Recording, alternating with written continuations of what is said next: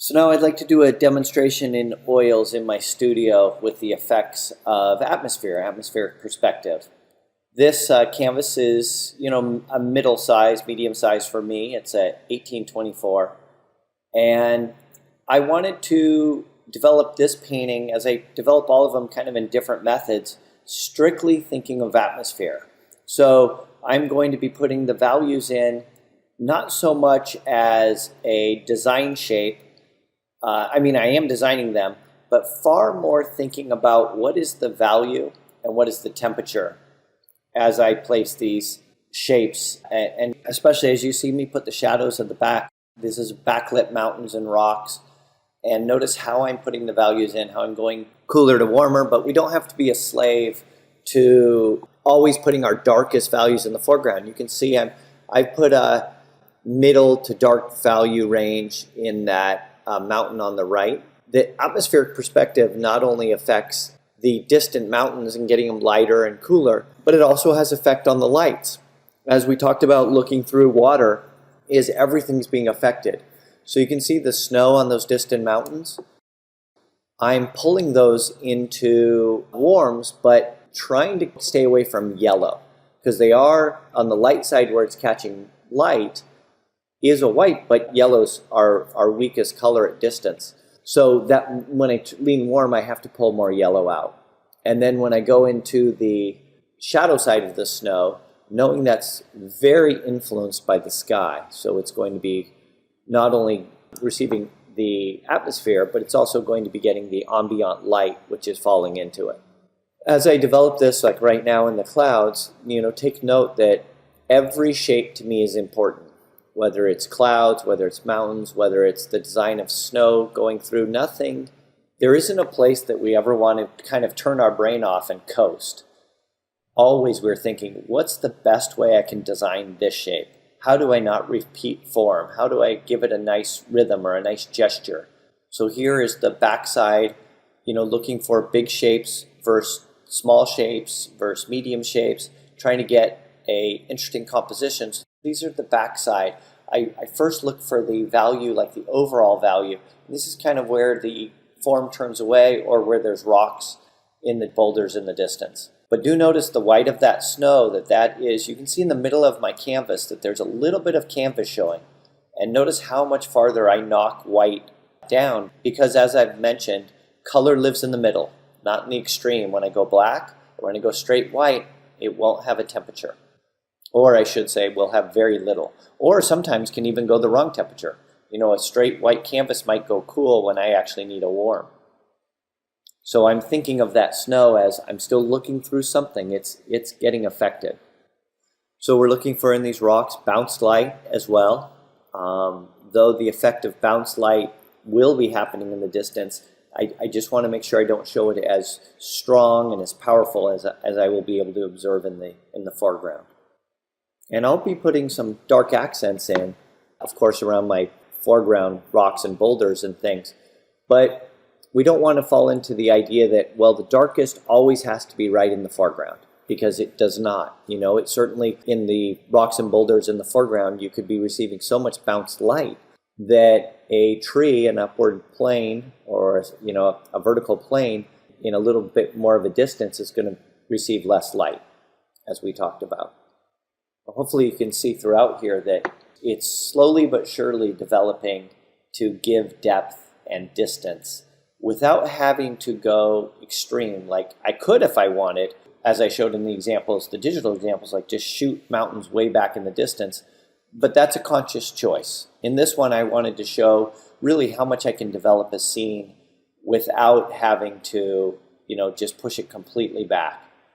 So here I'm going to build into those rocks. The strongest contrast will be in the foreground. The strongest contrast in saturation with value, range, and that will help show that things are closer. As you go in the distance, there's less clarity. The value and temperatures get closer together, as you would expect, because if you're looking through a substance, an atmosphere or water, the water is going to lighten the darks and darken the lights, because it's going to bring them closer to whatever effect the atmosphere is having on it. So another way you want to build air, I'd like to build air into my painting, is by, I will not only have bounce light here in the foreground, but eventually I'll be putting in some ambient light, which means when you go outside and observe, our world, and you look at a pile of boulders or rocks, you'll notice they're not pitch black in the shadow, right? We don't want to make that mistake and paint them that way. A camera might capture them pitch black in the shadow, depending on the exposure. But when you look at a rock, you're able to see that the power of our eyes is amazing. And so we're able to see the difference, the range between the light and the shadow all at the same time. A lot of times the camera has a difficult time being able to incorporate those together. As we paint, we want to make sure we're giving enough bounce light, enough ambient light into the shadows in order to give them light and life. With this, we're also thinking of edge control. A lot of times edges are, we definitely want to be thinking of edges while we're painting, but a lot of times if you're getting your value and your color correct, a lot of times edges kind of fall into place. So you're going to be able to lose and find edges far easier when you have control over value and temperature, because then when they're closer together, you can just blend an edge where you need it, or you can go more extreme where you need a sharp edge. So those trees there, another way we're dealing with atmosphere, because we don't have buildings or anything to really get perspective lines, is form over form and size. So in perspective, things are getting smaller in the distance, so those trees need to be a certain size compared to the trees in the foreground, or we're not going to be able to perceive them correctly. They'll either look giant or there won't be a sense of depth in space. And as I'm developing this painting, you can see, my goal really from the beginning of this painting, far more than anything else, is to show you depth. I want to give the illusion that this two-dimensional space, which is maybe a quarter inch, like 3 centimeters wide, and give it the illusion that you can walk into it, that this environment lives in space, that there's air and space between things. And it's one of the great illusions we have as artists. One of the ones I really enjoy when I'm painting outside or in my studio, is trying to create that illusion of space and make it very authentic and honest, so the viewer doesn't know that we are creating that illusion. They just accept it as reality. So you can see also those trees on the left, how I developed their size in comparison to the ones on the right, and the color saturation. You can see as I go each hillside into the distance into these mountains that they are reducing as we go back in saturation and value contrast between the light side and the dark side. So anyone wondering where this scene is, this is in Norway, pretty close to Planet Hoth. For you Star Wars fans, I painted up in Planet Hoth, and this is probably maybe 10-15 miles away from there, but it's in that general area of Norway, and it's just a beautiful scene. These are elements I really relied on, or really focused on atmosphere, but it has all the elements in it if I wanted to just do a lecture on design, on how we could maneuver and compose different shapes to make this into whatever we want. Because you can see by the reference, it certainly has a ton of information. So I'll finish this up by putting a little bit of that ambient light, which is the light coming from the sky. And you can see I'm trying to keep my soft edges in the ground covering between that and the rocks. If it becomes too sharp, it doesn't look like grass or things growing.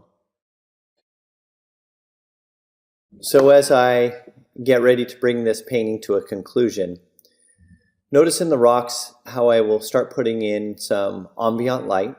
A good way to think of where you place temperature is plane change.